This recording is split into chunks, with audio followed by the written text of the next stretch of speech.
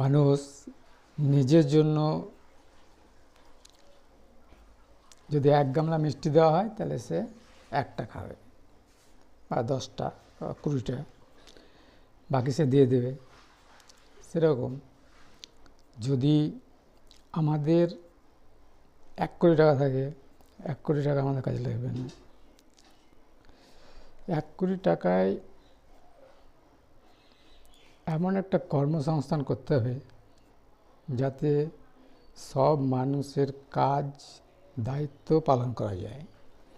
কেউ যদি বিলিয়নিয়ার হয় তাহলে বিলিয়ন টাকা তাকে কাজে লাগাতে হবে, বিলিয়ন মানুষের দায়িত্ব নিতে হবে। এটা যে নিয়ম।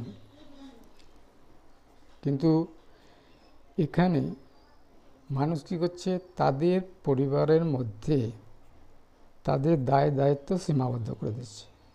তাহলে সেই টাকাটা বিপুল পরিমাণ যদি সঞ্চয় হয়ে যায় মুশকিল, সেটা যদি বিপুল পরিমাণ সুদ হয় মুশকিল। এই জন্য ধনের বৈষম্য সৃষ্টি হচ্ছে। এই ধনের বৈষম্য থেকে মুক্তি দিতে হবে। সরকার যদি অগ্রগতি না হয়, পাবলিককে নিতে হবে। পাবলিক যদি অগ্রগতি না হয় তো 206 দেশকে যেখানে যেখানে ধ্বংস করার করতে হবে, তাছাড়া কোনো উপায় নেই। আমি অবশ্য সেট হতে পারব না পিএম-সিএম দেশে, কারণ আমি আমার টাইমের অধিকাংশই আসছে জগতে সেট হয়ে আছি। মানে 206 দেশে আমি সেট হতে পারব না। আমার মন সেট হবে না, কাজ সেট হবে না, পরিবার সেট হবে না। পরিবার সেট হলেও আমি সেট হতে পারব না, কারণ আমার চাকরি, ব্যবসা, কাজ কোনো কিছু করা যাবে না, বিয়ে, সংসার।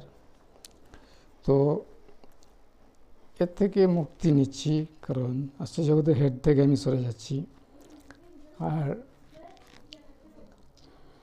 206 দেশের মধ্যে যারা বিলিয়নিয়ার রয়েছে, তারা যদি কোটি বিলিয়ন মানুষের দায়িত্ব না নেয় তো তাদেরকে বিলিয়ন হওয়ার দরকার নাই, টাকা লুটার দরকার নাই।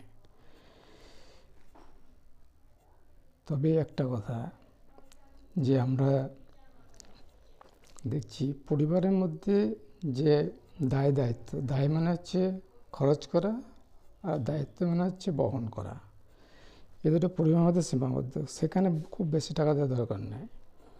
যেখানে সমষ্টিগতভাবে প্রতিপালন হচ্ছে সেখানে বিলিয়নারদের নিয়োগ করতে হবে এবং সেটা দিতে হবে।